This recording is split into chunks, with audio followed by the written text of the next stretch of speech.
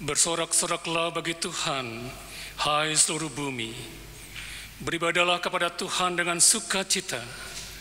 Datanglah ke hadapannya dengan sorak-sorai. Ketahuilah bahwa Tuhanlah Allah. Dialah yang menjadikan kita dan punya dialah kita, umatnya dan kawanan domba gembalaannya. Masuklah melalui pintu gerbangnya dengan nyanyian syukur, ke dalam pelatarannya dengan puji-pujian.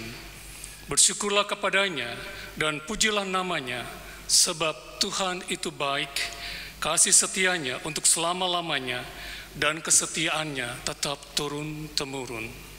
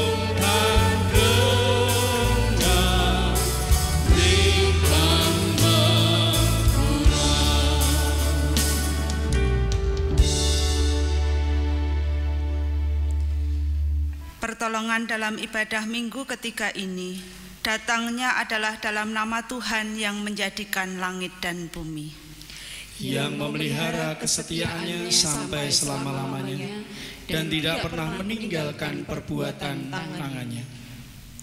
Kasih karunia dan damai sejahtera dalam persekutuan Allah Bapa, Allah Putra dan Roh Kudus menyertai saudara sekalian.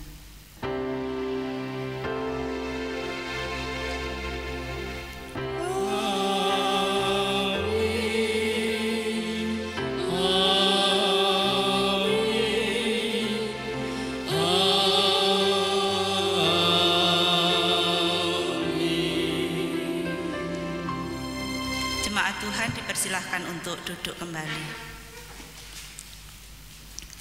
Kita sadar bahwa Tuhan menghendaki agar kita mau hidup di dalam Kristus.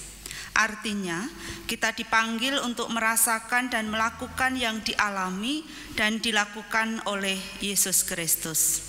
Oleh karena itu, komitmen untuk hidup di dalam Kristus adalah proses yang harus diperjuangkan dengan keyakinan bahwa Tuhan memelihara dan melindungi kita.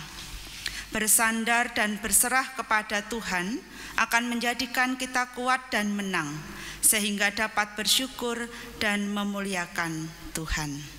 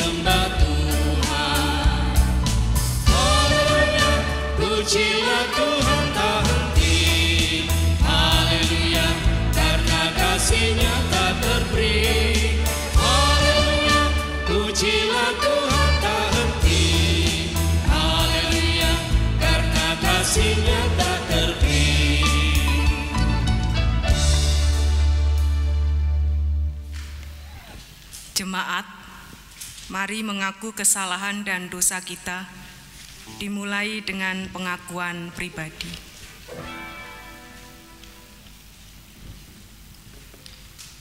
Kasihanilah kami ya Allah, menurut kasih setiamu. Hapuskanlah pelanggaran kami menurut rahmat-Mu yang besar. Bersihkanlah kami seluruhnya dari kesalahan kami, dan tahirkan kami dari dosa kami. Sebab kami sendiri sadar akan pelanggaran kami. Kami senantiasa bergumul dengan dosa kami. Terhadap Engkau sajalah kami telah berdosa, dan melakukan apa yang Kau anggap jahat. Supaya ternyata Engkau adil dalam putusan-Mu, bersih dalam penghukuman-Mu. Bersihkanlah kami daripada dosa kami dengan hisop, maka kami menjadi tahir. Basuhlah kami, maka kami menjadi lebih putih dari salju. Biarlah kami mendengar kegirangan dan sukacita. Biarlah tulang-tulang yang Kau remukkan bersorak-sorak kembali. Sembunyikanlah wajah-Mu terhadap dosa kami. Hapuskanlah segala kesalahan kami. Jadikanlah hati kami tahir ya Allah. Dan perbaruilah batin kami dengan roh yang teguh.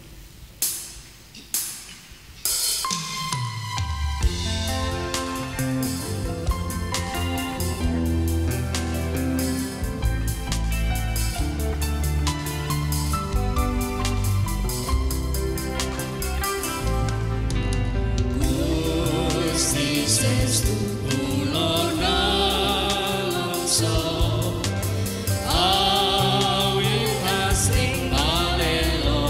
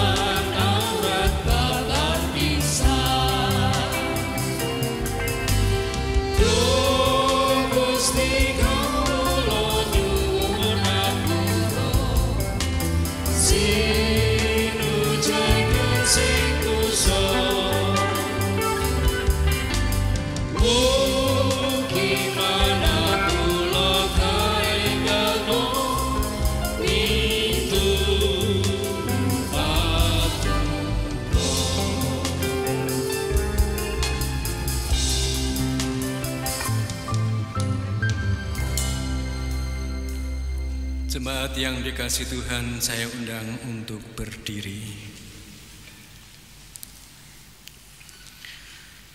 Dengan percaya akan pengampunan dan belas kasih Tuhan, maka sebagai pelayan Yesus Kristus, saya memberitakan pengampunan dosa kepada setiap orang yang telah mengaku dosanya dan bertobat dengan tulus ikhlas di hadapan Tuhan Allah.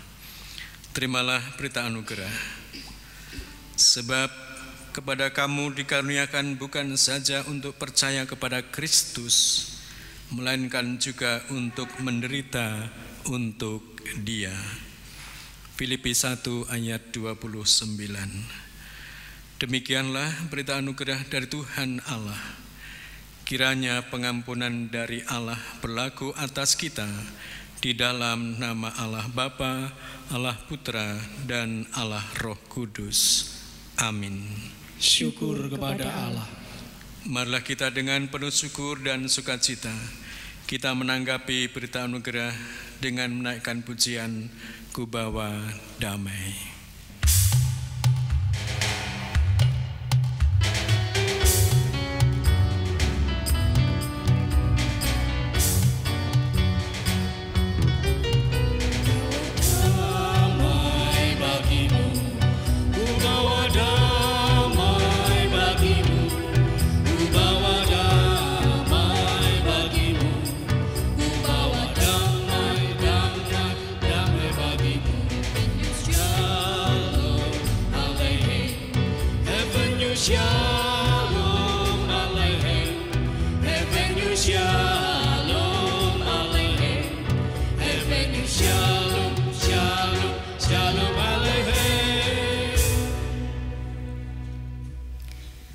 Saatnya bagi kita untuk mendengarkan kebenaran firman Tuhan.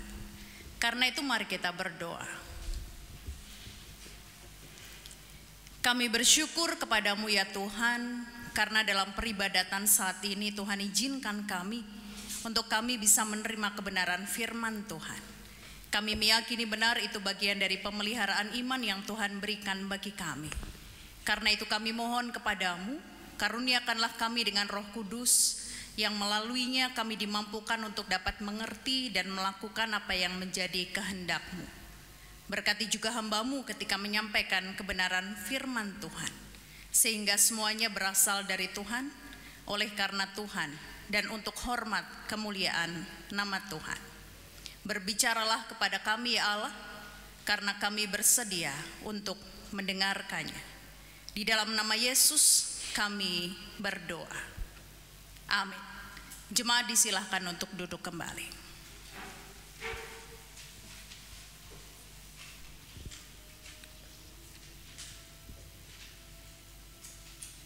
Bacaan pertama akan dibaca dari Yeremia 20 ayat 7 sampai 13. Engkau telah membujuk aku ya Tuhan, dan aku telah membiarkan diriku dibujuk.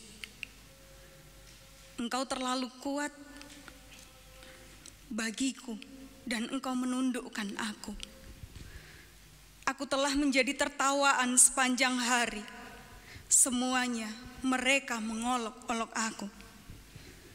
Sebab setiap kali aku berbicara, terpaksa aku berteriak.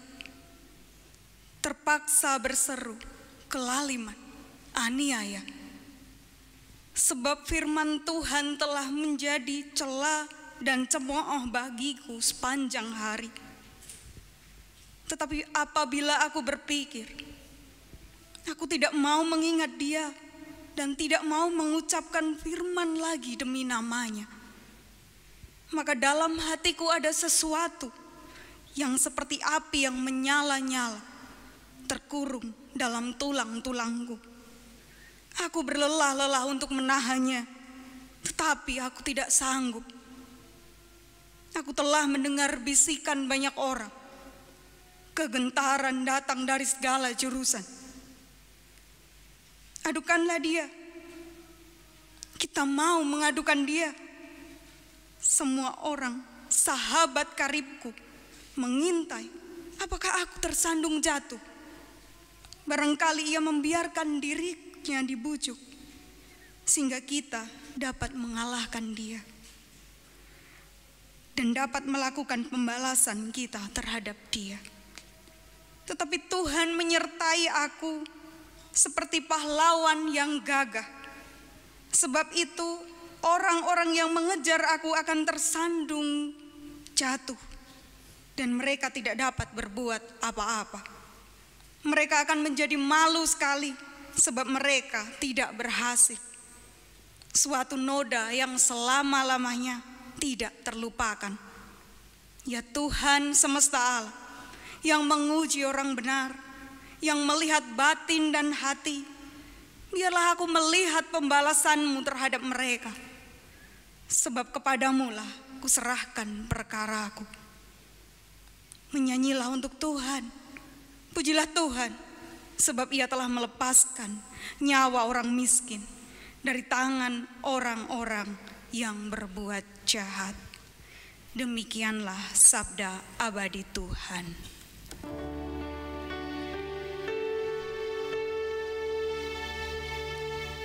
Sabdamu abadi, seluruh langkah kami yang mengikutinya hidup sukacita.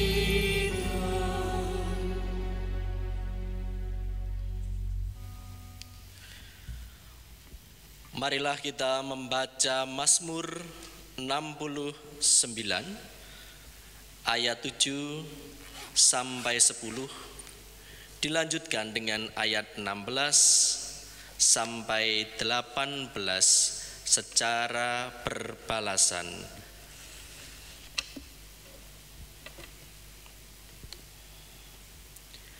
Janganlah mendapat malu oleh karena aku, orang-orang yang menantikan Engkau, ya Tuhan Allah semesta alam. Janganlah karena noda oleh karena aku, orang-orang yang mencari Engkau, ya Allah Israel. Sebab oleh karena Engkaulah aku menanggung cela, noda meliputi mukaku. Aku telah menjadi orang luar bagi saudara-saudaraku, orang asing bagi anak-anak ibuku. Sebab cinta untuk rumah-Mu menghanguskan aku, dan kata-kata yang mencela Engkau telah menimpa aku.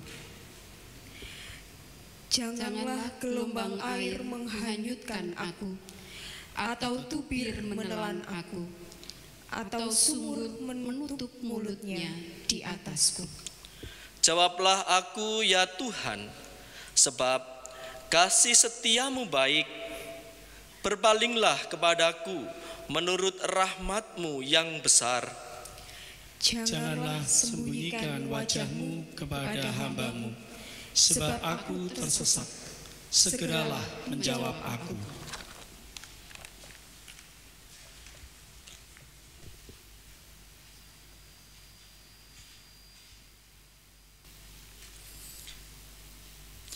Jemaat yang terkasih, bacaan yang kedua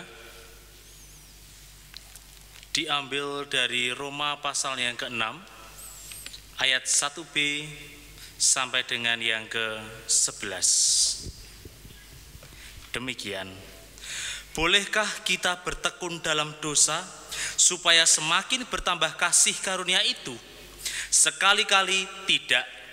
Bukankah kita telah mati bagi dosa? Bagaimanakah kita masih dapat hidup di dalamnya? Atau tidak tahukah kamu bahwa kita semua yang telah dibaptis dalam Kristus telah dibaptis dalam kematiannya? Dengan demikian kita telah dikuburkan bersama-sama dengan Dia oleh baptisan dalam kematian, supaya sama seperti Kristus telah dibangkitkan dari antara orang mati oleh kemuliaan Bapa, demikian juga kita akan hidup dalam hidup yang baru.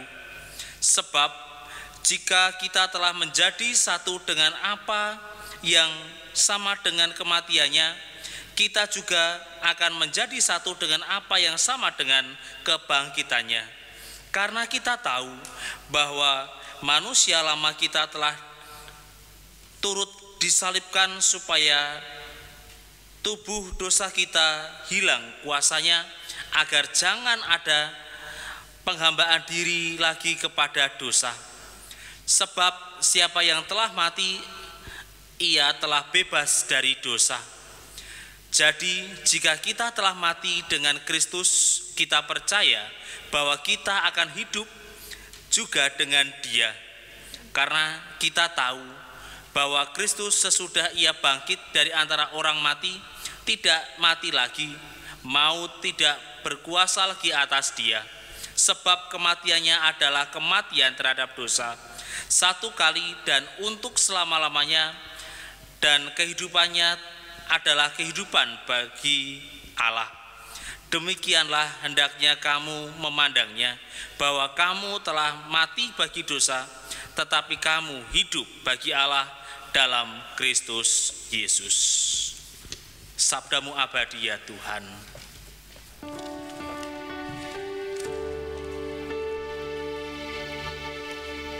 Sabdamu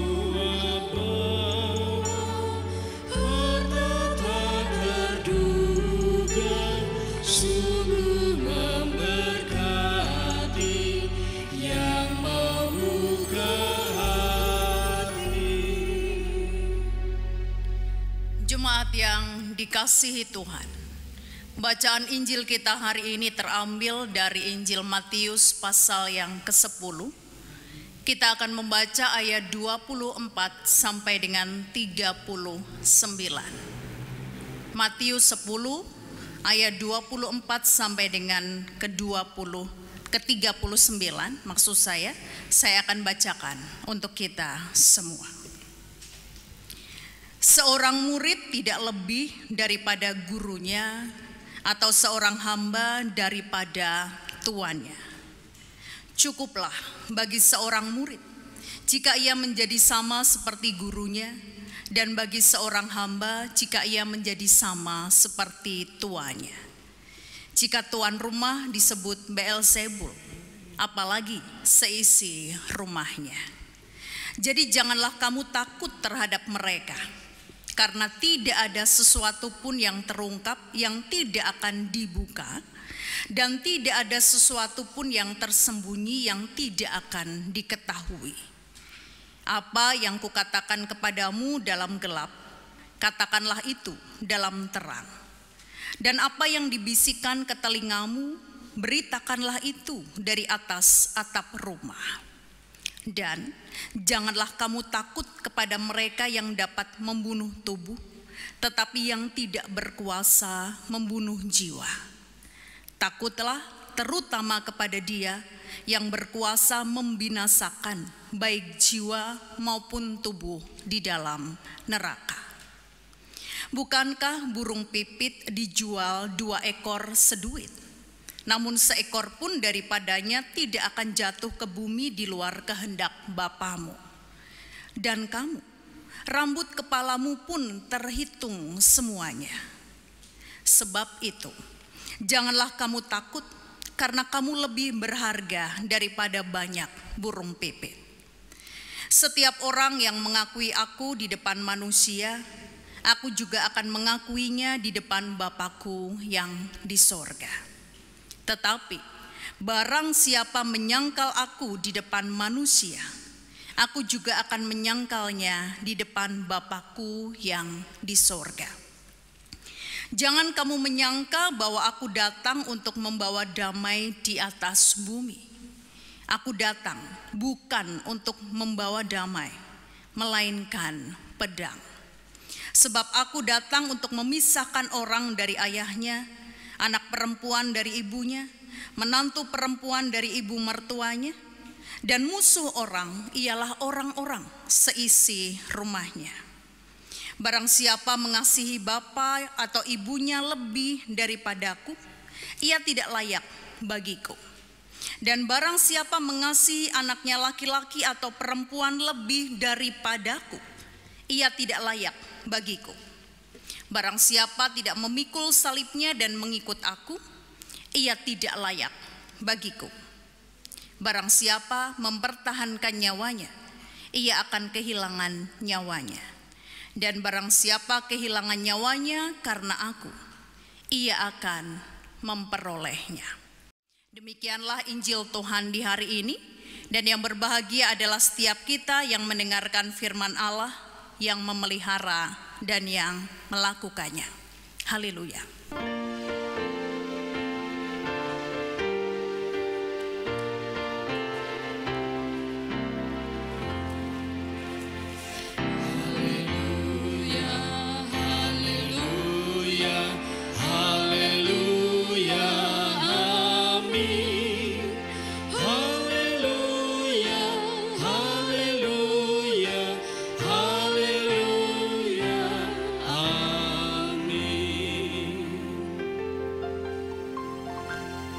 Ibu, bapak, dan saudara yang dikasihi Tuhan, diakui atau tidak, setiap kali kita diberikan kesempatan untuk mengingat kembali karya pelayanan Yesus, maka biasanya hal yang spontan muncul di benak kita adalah hal yang berhubungan dengan kasih dan kedamaian.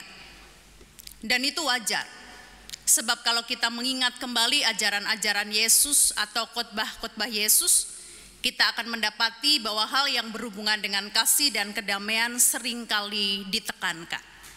Begitu juga jikalau kita memperhatikan kisah pada saat Yesus melakukan mukjizat, kita akan mendapati banyak sekali yang dilakukan Yesus karena didasarkan belas kasihan Yesus.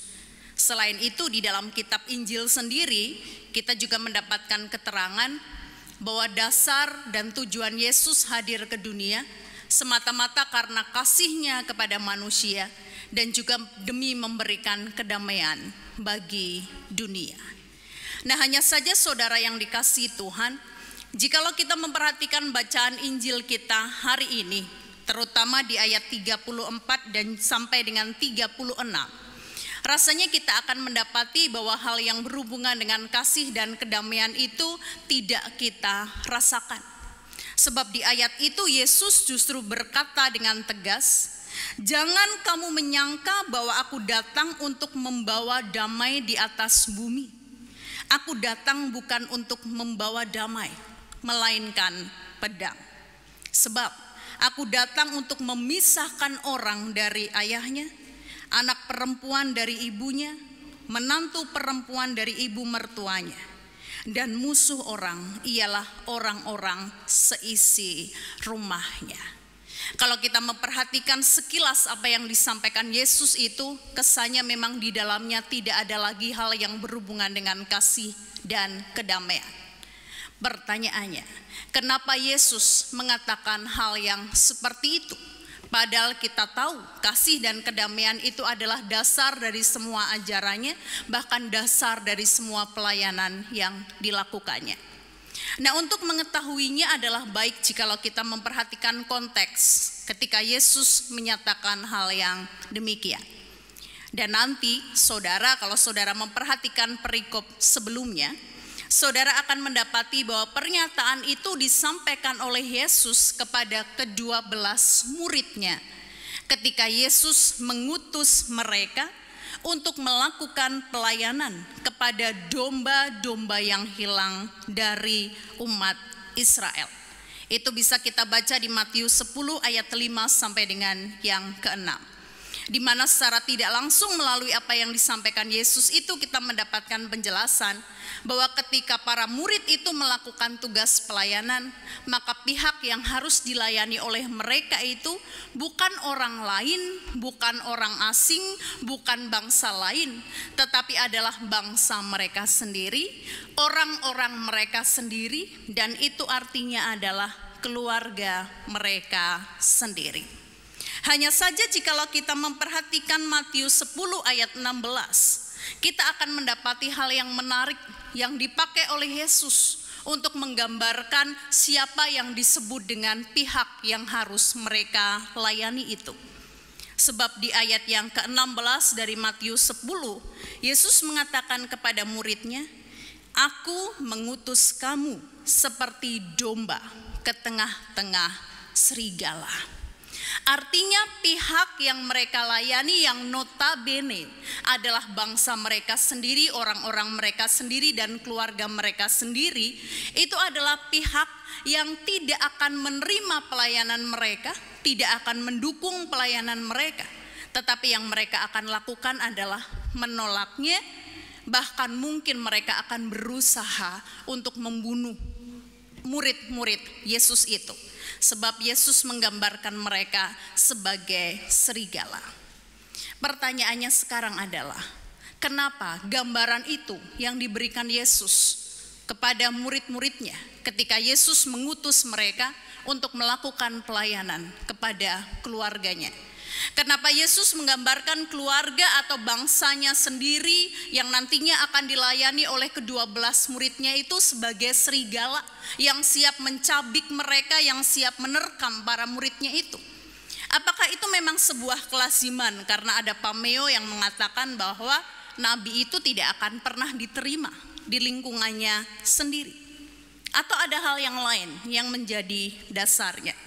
Nah, saudara yang dikasihi Tuhan, jikalau saudara memperhatikan Matius pasal 10 ayat 18 dan Matius 10 ayat 22, kita akan mendapatkan alasannya. Kenapa demikian? Di sana Yesus mengatakan dengan tegas, "Karena aku, maka kamu akan digiring ke penguasa-penguasa." Itu di ayat yang ke-18. Dan di ayat ke-22, Yesus mengatakan, "Dan kamu akan dibenci semua orang karena namaku." Artinya sikap dari bangsa Yahudi, sikap dari orang-orang Yahudi, sikap dari keluarga dari murid-murid Yesus itu yang digambarkan sebagai serigala pada saat mereka merespon pelayanan dari ke-12 murid Yesus, lebih karena ke-12 murid Yesus itu tidak pernah bisa dilepaskan dari sosok Yesus. Entahkah itu karena ke-12 murid Yesus itu bagian dari komunitas Yesus, atau juga karena pelayanan yang nantinya mereka lakukan mau tidak mau berkiblat kepada pelayanan yang dilakukan oleh Yesus. Baik itu di dalam mereka mewartakan hal-hal yang berhubungan dengan kebenaran, maupun di dalam mereka merespon segala sesuatu yang tentu saja berkiblat kepada apa yang dilakukan Yesus. Di mana semua dari kita tahu hal itulah yang sejak dari awal Yesus melakukan pelayanan ditolak oleh sebagian besar orang Yahudi. Nah, dari konteks yang seperti ini, saudara yang dikasihi Tuhan, maka kita mendapati bahwa jikalau di ayat 34 sampai dengan 36, Yesus mengatakan, "Jangan kamu menyangka bahwa aku datang untuk membawa damai di atas bumi. Aku datang bukan untuk membawa damai, melainkan pedang. Sebab aku datang untuk memisahkan orang dari ayahnya, anak perempuan dari ibunya, menantu perempuan dengan ibu mertuanya, dan musuh orang ialah orang-orang seisi rumahnya." Itu bukan karena bagi Yesus kasih tidak lagi penting. Itu bukan karena bagi Yesus melakukan kasih kepada orang lain di pihak luar harus, tapi di keluarga sendiri tidak perlu diprioritaskan. Bukan itu. Tetapi semua itu disampaikan oleh Yesus untuk memberikan gambaran kepada para muridnya bahwa konsekuensi yang nantinya akan mereka terima ketika mereka melakukan tugas perutusan di tengah keluarga mereka dan bangsa mereka itu tidak mudah, bahkan terkesan berat. Nah, bentuk konkret dari hal yang seperti itu pernah dirasakan oleh Nabi Yeremia dan juga oleh Daud. Kenapa demikian? Nanti jikalau saudara memperhatikan kembali Yeremia pasal yang ke-20 mulai dari ayat yang pertama, kita akan mendapati bahwa ketika Yeremia melakukan tugas yang Tuhan percayakan kepadanya, yaitu untuk menyampaikan kebenaran kepada bangsanya sendiri, yaitu bangsa Yehuda, Yeremia justru ditolak. Dan bukti ditolaknya itu terlihat dari beberapa hal yang menyayat dirinya, baik itu secara fisik maupun secara batin. Yang pertama, terlihat dari sikap Pasyur yang memukul dan memasung dia di pintu gerbang. Apa yang dilakukan oleh Pasyur itu menunjukkan bahwa kekerasan yang saat itu dialami oleh Yeremia ketika mewartakan kehendak Allah bukan hanya kekerasan yang sifatnya fisik tapi juga struktural. Sebab Pasyur pada saat itu adalah seorang imam yang menjabat sebagai kepala rumah Tuhan. Dia memiliki kedudukan, dia memiliki kekuasaan. Selain itu, ketika Yeremia juga dipasung di pintu gerbang, itu juga simbolisasi bahwa siapapun orang yang mewartakan kebenaran tidak akan pernah mendapatkan keadilan secara hukum negara. Sebab gerbang bagi orang Yahudi pada saat itu disimbolisasikan sebagai tempat mereka memperoleh kedamaian, memperoleh keadilan. Siapapun orang yang pada saat itu memiliki persoalan dengan orang lain, mereka bisa pergi ke sebuah gerbang karena di situ mereka berharap mereka mendapatkan keadilan. Sehingga kalau dalam bacaan kita, Yeremia itu dipasung di pintu gerbang, itu simbol bahwa sampai kapanpun dia tidak akan pernah mendapatkan keadilan. Selain itu, bentuk penolakan yang juga diterima oleh Yeremia terlihat ketika semua orang mengolok-olok dia setiap kali Yeremia berbicara tentang firman Tuhan. Banyak juga orang yang merencanakan untuk mengadukan dia kepada penguasa. Bahkan sikap dari sahabat-sahabatnya yang Yeremia sendiri berharap mereka mau mendukungnya justru tidak mendukung dia. Alih-alih para sahabat itu mendukung Yeremia, yang mereka lakukan justru mengintai kapanpun Yeremia itu tersandung. Nah, terhadap semua perlakuan yang Yeremia terima dari bangsanya sendiri, yang notabene adalah orang-orangnya sendiri, dan itu artinya keluarganya sendiri, Yeremia sampai sempat mengutuki hari kelahirannya. Bahkan Yeremia sempat merasa menyerah, tidak mau lagi melakukan apa yang menjadi perintah Tuhan, karena itu sangat menyayat dirinya. Itu contoh yang dialami oleh Yeremia. Nah, hal yang sama juga dirasakan oleh Daud. Ketika dia juga mewartakan kebenaran kepada orang-orang di sekelilingnya, dia justru mendapati bahwa semakin banyak orang yang membencinya dan banyak orang yang berniat untuk membinasakannya. Bahkan nanti kalau saudara membaca lebih lanjut Mazmur 69, kita akan mendapati Daud mengatakan bahwa dia menjadi orang luar bagi saudara-saudaranya. Dia menjadi orang asing bagi anak-anak ibunya. Artinya yang dia rasakan lebih rumit lagi. Bukan hanya bangsanya, tetapi orang dalamnya sendiri saja menganggap Daud itu seperti orang asing. Dan Daud menggambarkan situasi itu seperti dia tenggelam di rawa-rawa. Dia tidak lagi bisa berbuat apa-apa. Nah, hanya saja menariknya saudara, kalau kita memperhatikan apa yang kemudian dilakukan oleh Yeremia dan dilakukan oleh Daud ketika mereka mendapati situasi yang berat, yang menyayat dan mencabik hati juga badannya terkait dengan respon dari orang-orangnya, dari bangsanya dan juga dari keluarganya, kita akan mendapati bahwa akhirnya mereka tetap setia melakukan tugas perutusan itu. Memang sempat Yeremia mengatakan bahwa dia akan menyerah, tetapi akhirnya dia tetap bisa bertahan. Begitupun dengan Daud. Gambaran bahwa dia tenggelam itu gambaran kalau dia sudah tidak bisa berbuat apa-apa, dia panik karena banyak sekali gelombang yang menyerang dirinya. Tapi akhirnya dia mau untuk bergerak, dia mau berenang di atas gelombang itu, bahkan dia mau berseluncur di atas gelombang itu. Nah, pertanyaannya apa yang membuat mereka seperti itu?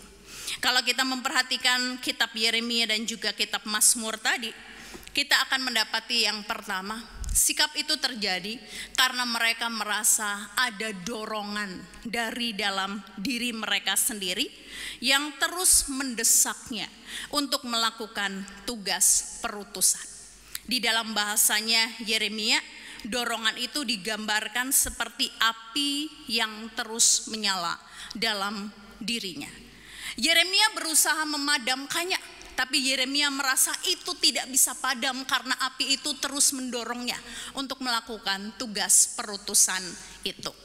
Dan yang kedua yang membuat mereka tetap setia adalah karena mereka memiliki kepercayaan bahwa Tuhan senantiasa menyertai mereka.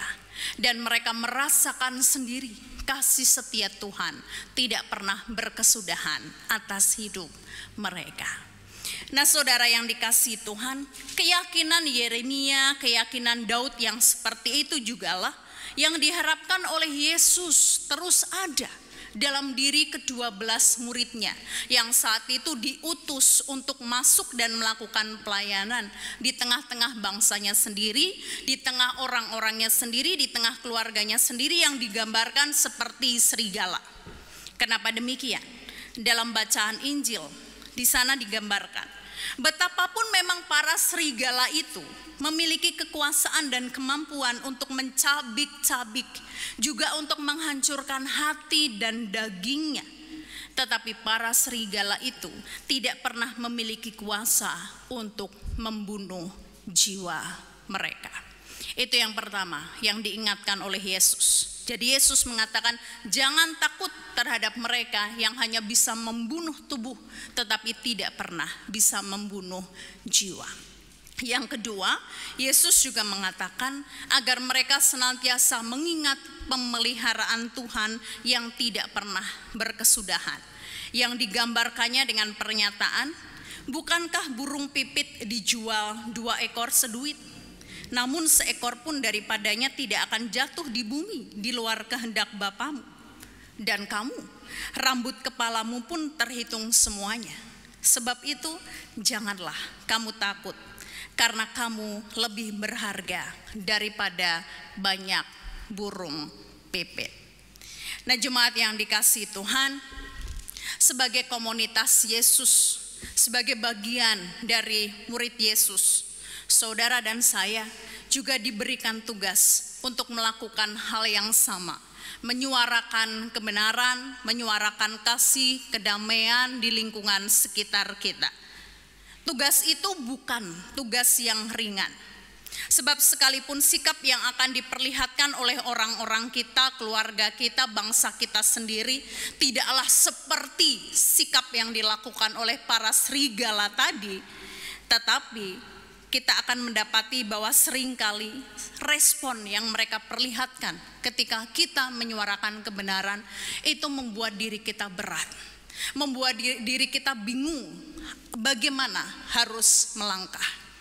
Tidak usah jauh-jauh, salah satunya adalah respon dari keluarga kita, dari jemaat kita, ketika kita diberikan kesempatan untuk mulai memberlakukan situasi new normal, yang salah satunya adalah kita diberikan kesempatan untuk melakukan peribadatan kembali di gereja. Siapa yang bersuka cita dengan kebijakan pemerintah itu? Semua jemaat tentu bersuka cita. Kurang lebih 3 bulan lamanya kerinduan itu harus kita pendam, karena kita harus beribadah di rumah kita masing-masing. Tapi bersamaan dengan itu ada juga yang merasakan sedih. Siapa mereka? Mereka adalah kelompok rentan. Entahkah itu anak di bawah 18 tahun ataukah orang sepuh di atas 65 tahun. Padahal kalau kita mau jujur, seringkali kerinduan mereka lebih menggebu daripada kerinduan kita sendiri. Mereka sudah berurai air mata setiap kali berdoa kepada Tuhan untuk bisa mengharapkan beribadah kembali di gereja. Tapi ketika gereja itu diizinkan untuk dibuka melakukan pelayanan ibadah, mereka justru adalah orang yang pertama kali diharapkan untuk tidak beribadah di gereja. Terhadap kerinduan mereka, apa yang harus kita lakukan? Terhadap kesedihan yang saat ini mereka rasakan, apa yang harus kita lakukan? Apakah kita akan tetap strict dengan apa yang memang menjadi regulasi dari pemerintah, sekalipun untuk itu mereka mungkin akan sedih? Ataukah kita akan mencoba untuk memperlunak regulasi itu dengan kita mereka-reka peraturan yang membuat orang-orang sepuh atau kelompok rentan itu nyaman dan kerinduan mereka terwadai? Itu kan juga tidak mudah.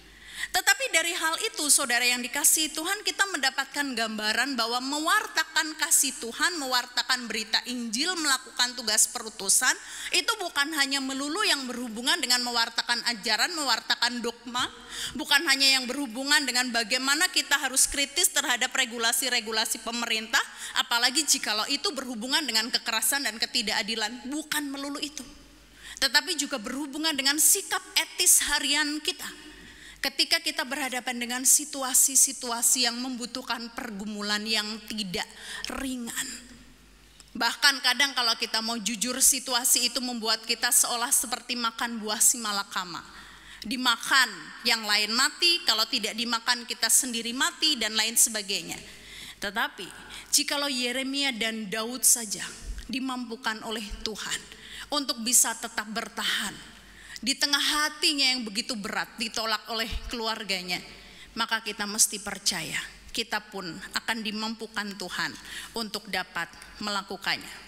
Sebab Paulus di dalam surat Roma pasal yang ke-6 tadi mengingatkan kita bahwa kita sudah diangkat dari situasi dosa dan kita sudah masuk di dalam kebenaran. Roh Kudus juga telah Tuhan hadirkan dalam diri kita untuk kita dapat memilih mana yang benar, yang terbaik, yang dapat membangun komunitas kita. Untuk kita berani berkorban, sekalipun itu menyayat diri dan hati kita demi menjadikan nama Tuhan dimuliakan. Amin. Saat teduh bagi kita.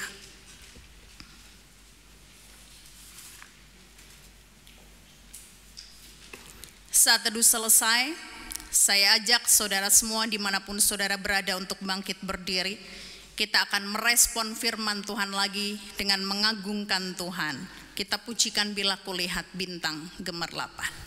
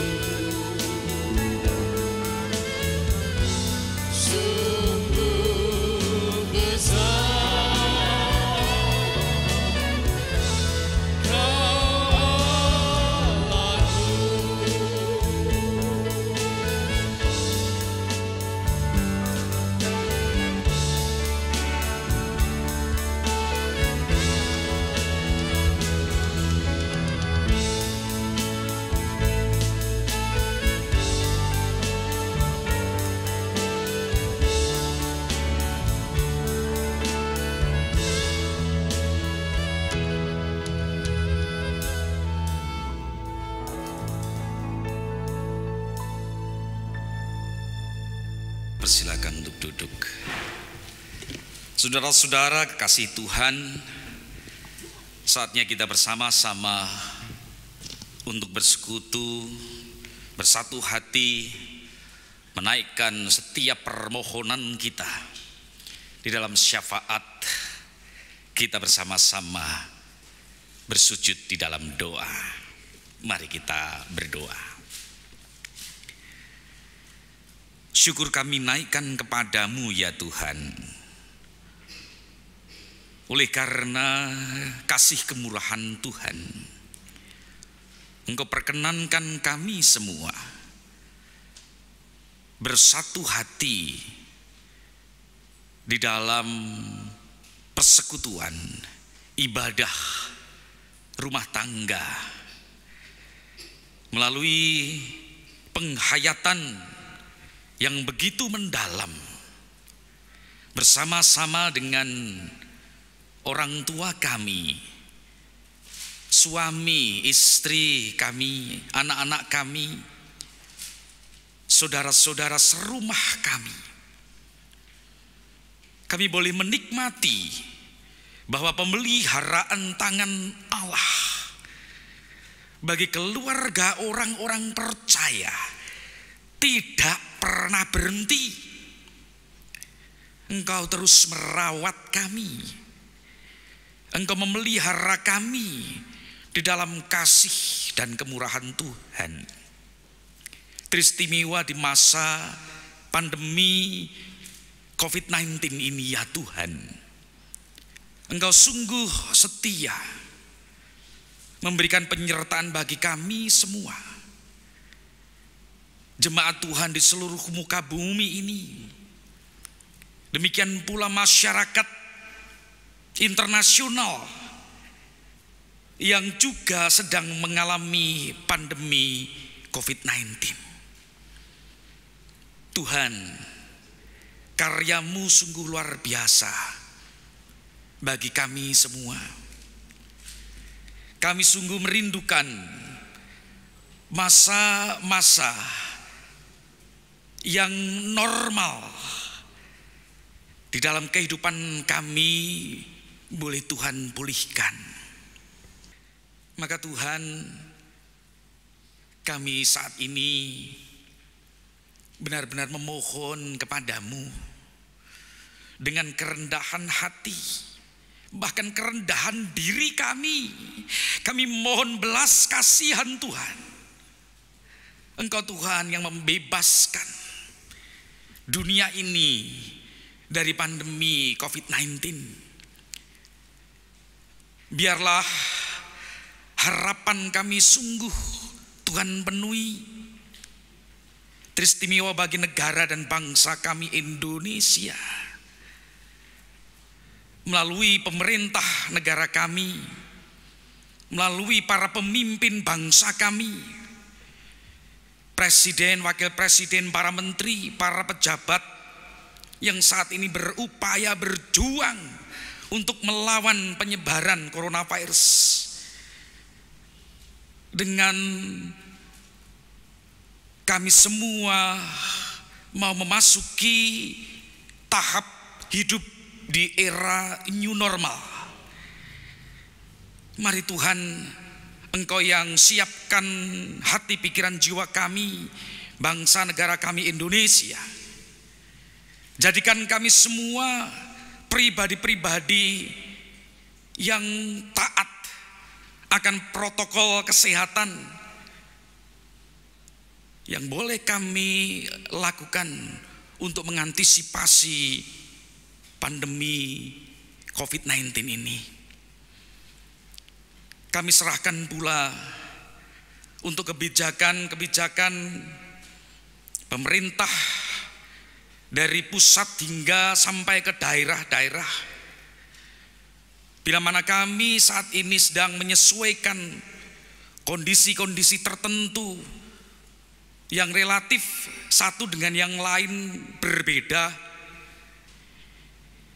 kami serahkan Tuhan perjuangan yang luar biasa ini melalui Sinode Gereja Kristen Jawa dan teristimewa di Klasis Solo saat ini. Kami mau Tuhan Engkau berkarya melalui gereja-gereja Tuhan, sehingga kami semua mau menunjukkan diri sebagai pribadi-pribadi yang mau berkomitmen hidup di dalam Kristus, hidup di dalam ketaatan yang akan mengantisipasi penyebaran virus corona. Maka Tuhan, kami menyerahkan untuk setiap kebijakan gereja-gereja Tuhan yang saat ini juga mulai diperkenankan untuk memulai ibadahnya kembali, ataupun wilayah-wilayah di mana gereja yang belum diperkenankan untuk bersekutu beribadah di gereja. Demikianlah Tuhan, kami menyerahkan setiap pergumulan kami di gereja kami masing-masing, teristimewa di gereja Tuhan, Gereja Senjawa di Klasis Solo ini. Kami yakin percaya melalui majelis yang telah Tuhan tunjuk, baik pendeta, penatua maupun diaken jemaat, Tuhan pakai mereka untuk menggembalakan domba-domba Tuhan yang terus bertumbuh saat ini. Engkau Tuhan yang menuntun mereka, sehingga jemaat Tuhan semakin dewasa, semakin mengenal Tuhan, semakin dekat dengan Tuhan, semakin lekat denganmu ya Bapa. Terima kasih Tuhan, masih begitu banyak pergumulan kami di gereja masing-masing maupun pribadi kami yang membutuhkan pertolongan Tuhan. Engkau Tuhan yang akan datang, Engkau Tuhan yang menolong kami semua, pribadi lepas pribadi, sebagai orang percaya, sehingga kami boleh menjadi umat pemenang milik Tuhan. Terima kasih ya Bapa. Engkau ampuni setiap dosa dan kesalahan kami. Kami bersyukur atas kesempatan yang begitu indah saat kami bersujud, berdoa dan menaikkan syafaat ini kepadamu ya Tuhan. Terima kasih Bapa. Amin.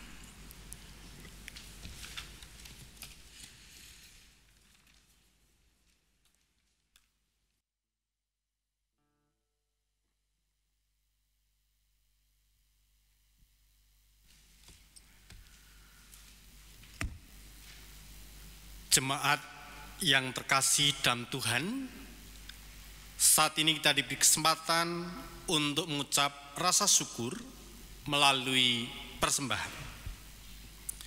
Sebelum kita memberikan persembahan, malah kita mendasari persembahan kita dari kitab Amsal 3 ayat 9-10 tertulis demikian.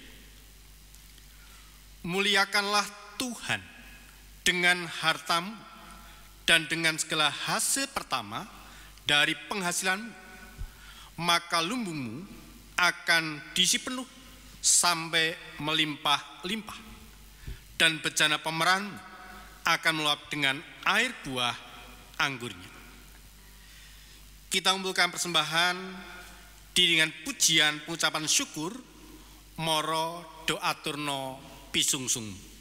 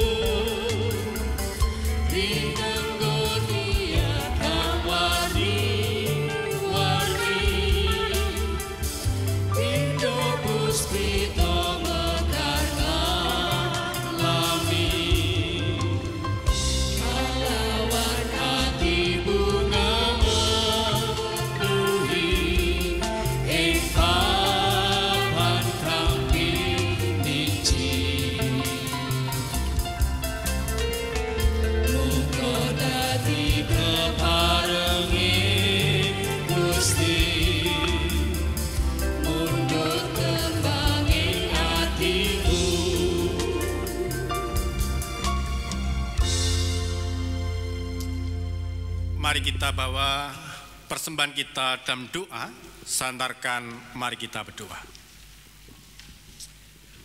Ya Tuhan Allah, Engkau adalah sumber dari segala yang baik dan indah dalam kehidupan kami.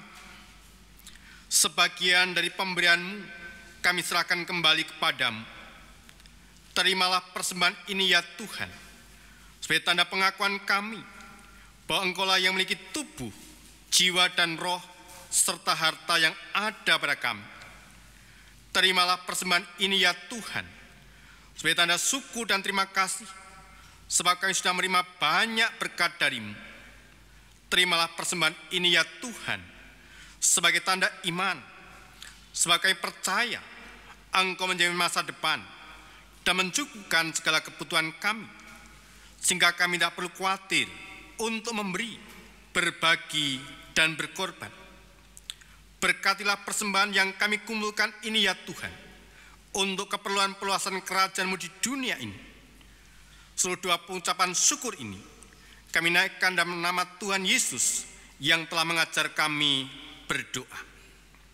Bapa kami yang di surga, dikuduskanlah namamu, datanglah kerajaanmu, jadilah kehendakmu di bumi seperti di surga.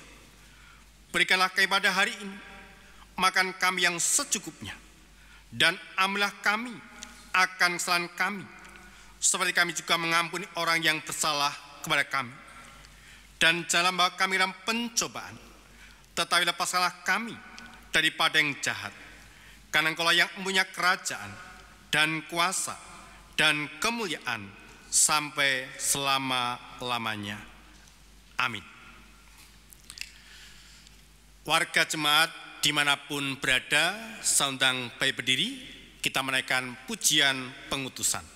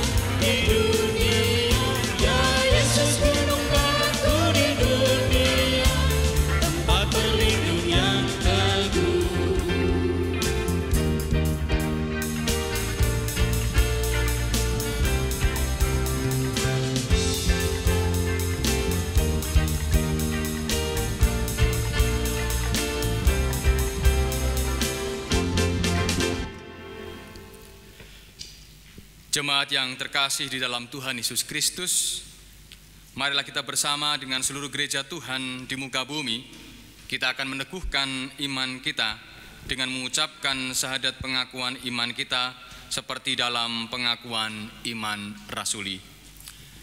Aku percaya kepada Allah Bapa yang Maha Kuasa, Khalik langit dan bumi, dan kepada Yesus Kristus, anaknya yang tunggal Tuhan kita, yang dikandung daripada Roh Kudus, lahir dari anak darah Maria, yang menderita di bawah pemerintahan Pontius Pilatus, disalibkan, mati dan dikuburkan, turun ke dalam kerajaan maut. Pada hari yang ketiga, bangkit pula dari antara orang mati, naik ke surga, duduk di sebelah kanan Allah Bapa yang Maha Kuasa, dan akan datang dari sana untuk menghakimi orang yang hidup dan yang mati. Aku percaya kepada Roh Kudus, gereja yang kudus dan am, persekutuan orang kudus, pengampunan dosa, kebangkitan daging, dan hidup yang kekal. Jemaat kekasih Tuhan, undurlah dari ibadat ini dengan penuh syukur dan pengharapan. Untuk itu, terimalah berkat-Nya. Allah Sang Sumber Damai Sejahtera mengkuduskan kamu seluruhnya, dan semoga roh, jiwa dan tubuhmu terpelihara sempurna dengan tak bercacat pada kedatangan Yesus Kristus Tuhan kita. Amin.